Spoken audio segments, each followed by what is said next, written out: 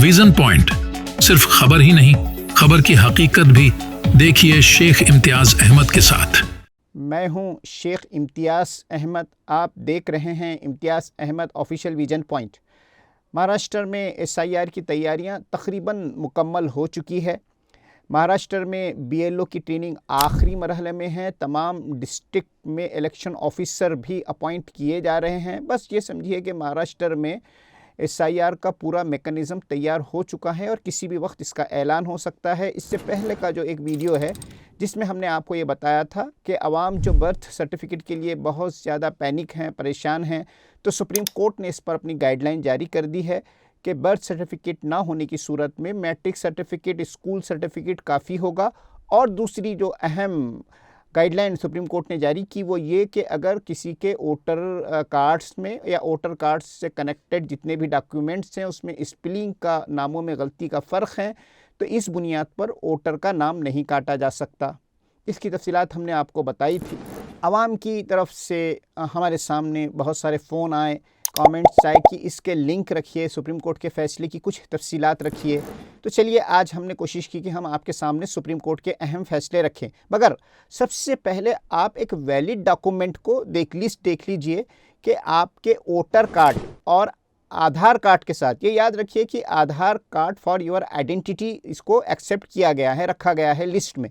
तो आपके voter card के साथ इपेक नंबर जिस पर होता है और आपके आधार कार्ड के साथ जो दीगर डॉक्यूमेंट वैलिड कानूनी करार दिए गए हैं वो बहुत अहम है।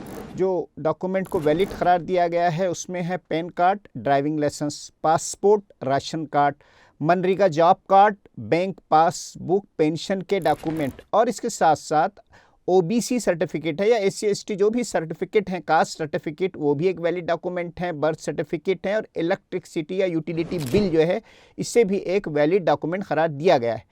सबसे अहम बात आप ये समझ लीजिए कि ये तमाम जो डॉक्यूमेंट की लिस्ट हैं 12 डॉक्यूमेंट, ये सब नहीं पेश करना है, इनमें से कोई एक या दो with election card and Aadhaar card, any one और टू डॉक्यूमेंट आप SIR के दौरान BLO के सामने पेश कर सकते हैं। अब सवाल ये है कि वट एवर डॉक्यूमेंट जो BLO के सामने पेश किए जा रहे हैं, चाहे वो आधार कार्ड हो, पैन कार्ड हो, तो उस पर जो डेट ऑफ बर्थ है, सुप्रीम कोर्ट में इलेक्शन कमीशन का ये सवाल था कि इस डेट ऑफ बर्थ को आधार कार्ड के, पैन कार्ड के या वट एवर डॉक्यूमेंट्स हैं इससे हम वैलिड कैसे माने।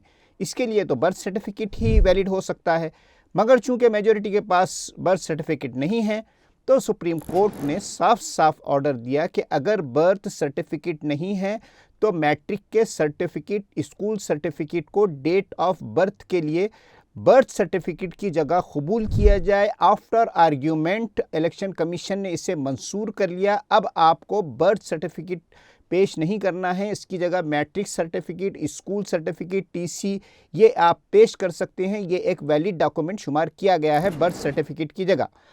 अब इससे आवाम की परेशानी यकीनन कम होती है, उनका टेंशन कम होता है। अब रहा एक दूसरा है कि नामों में अगर जो वोटर का नेम है उसमें स्पेलिंग का फॉल्ट है या स्पेलिंग वालदैन से मैच नहीं होती या वालदैन से नाम मैच नहीं होते, तो उसमें क्या किया जाए। स्पेलिंग की गलतियों के लिए सुप्रीम कोर्ट ने बहुत साफ अपने ऑर्डर दिए और इसके बहुत सारे फैसले हैं। राष्ट्र इलेक्शन कमीशन को डायरेक्शन दिए गए हैं, फैसले मौजूद हैं कि स्पेलिंग की माइनर गलती के सबब वोटर का नाम डिलीट नहीं कर सकते, नाम नहीं निकाल सकते। आप देखिए ये हैं सुप्रीम कोर्ट के फैसले। बल्कि सुप्रीम कोर्ट ने ये भी कहा कि नामों में किसी के जो नेम्स हैं अगर उसमें स्पेलिंग की गलती है, उसके नाम मिसमैच है, उसके वालदैन से, उसके पेरेंट्स से नाम मैच नहीं होते, तो यहाँ तक कि ऐसे वोटर्स को नोटिस भी जारी मत करो। ऐसी नोटिस जारी मत करो जिससे ये नोटिस में ये मेंशन किया जाए कि आपका नाम डिलीट किया जा रहा है, बल्कि उसे जो नोटिस जारी करो वो नोटिस हो कि आपको करेक्शन के लिए बुलाया गया है और उससे फॉर्म 8 भरा कर लीजिए, क्योंकि ये क्लरिकल मिस्टेक है, वोटर की इसमें गलती नहीं है, इसलिए इसका नाम नहीं काटा जा सकता, बल्कि इसे करेक्ट किया जा सकता है और करेक्शन के लिए उसे बुलाया जाना चाहिए।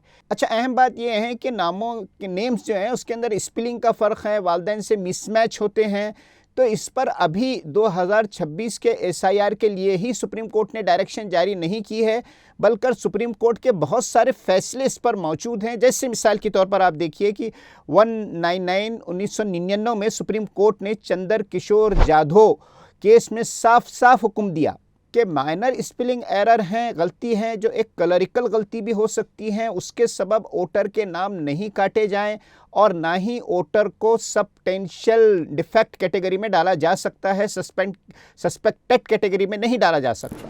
इस तरह आप देखें कि 2009 में सुप्रीम कोर्ट ने राम सिख अग्रवाल केस में अपने फैसले में इलेक्शन कमीशन को बिल्कुल साफ और सख्त हुक्म दिया था कि नामों की स्पेलिंग में अगर कोई गलती है, वालिदैन के नामों में गलती है, मिसमैच है, कुछ वेरिफिकेशन है, कुछ तब्दीली है, तब भी वोटर लिस्ट से नाम नहीं काटे जा सकते, नाम काटना गैर कानूनी होगा।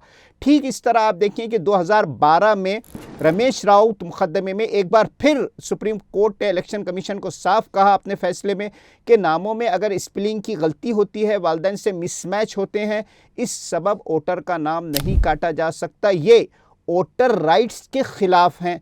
2018 में एडीआर की जो पिटिशन है उस पर फिर सुप्रीम कोर्ट ने फैसला दिया कि अगर किसी के नामों में कोई स्पेलिंग है, उसके नाम जो है दीगर डॉक्यूमेंट से मैच नहीं होते हैं, तो उसे करेक्ट करने का मौका दिया जाए, उसके लिए उसका वोटर लिस्ट से नाम नहीं काटा जा सकता। और लास्ट ईयर दिल्ली में जब एसआईआर शुरू होने जा रहा था तो ADR associate for democratic reform की एक पिटिशन पर देखिए कि सुप्रीम कोर्ट ने किस तरह साफ साफ फैसला दिया था कि वोटर के डॉक्यूमेंट में अगर नामों में उसके वालिदैन के नाम में स्पेलिंग का कोई फ़र्क है तो उसका नाम वोटर लिस्ट से नहीं काटा जा सकता। और इस तरह फाइनल 2026 के एसआईआर के लिए भी इलेक्शन कमीशन को साफ साफ गाइडलाइन और ऑर्डर दिए जा चुके हैं कि अगर किसी भी वोटर के जो व्हाटएवर डॉक्यूमेंट वो सबमिट कर रहा है, अगर उसके अंदर कोई स्पेलिंग का फ़र्क है, वालिदैन से मैच होते हैं, मिसमैच होते हैं, तो उसका नाम नहीं काटा जा सकता। यहाँ तक कि उससे नाम डिलीट की नोटिस नहीं दी जा सकती, बल्कि उससे नाम करेक्शन के लिए आप बुलाएं, 8 नंबर फॉर्म भराएं ताकि उसका नाम करेक्ट हो जाए।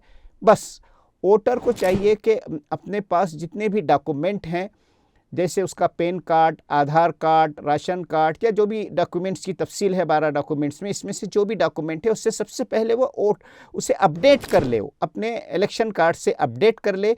और अगर कहीं पर फ़र्क है या उसके इलेक्शन कार्ड में फ़र्क है तो उसे चाहिए कि इस स्पेलिंग मिस्टेक की वजह का फ़ौरन करेक्शन कर ले, 8 नंबर फॉर्म ऑनलाइन भर दे। ये पॉइंट आप बहुत याद रखिए कि 8 नंबर फॉर्म फौरी तौर पर वो ऑनलाइन भर दे, और ऑफलाइन भी जमा कराया जा सकता है, लेकिन ऑनलाइन की रसीद वो अपने पास रखे। जो 8 नंबर फॉर्म उसने भरा है उसकी रसीद अपने पास रखिए, 8 नंबर फॉर्म को प्रिंट आउट निकालिए, जो मैसेज आया है उसे महफूज रखिए, और इस रसीद को, इस मैसेज को आप 8 नंबर फॉर्म के साथ बीएलओ के सामने पेश कर सकते हैं। इसके बाद इलेक्शन कमीशन किसी कीमत पर वोटिंग लिस्ट से आपका नाम नहीं काट सकता।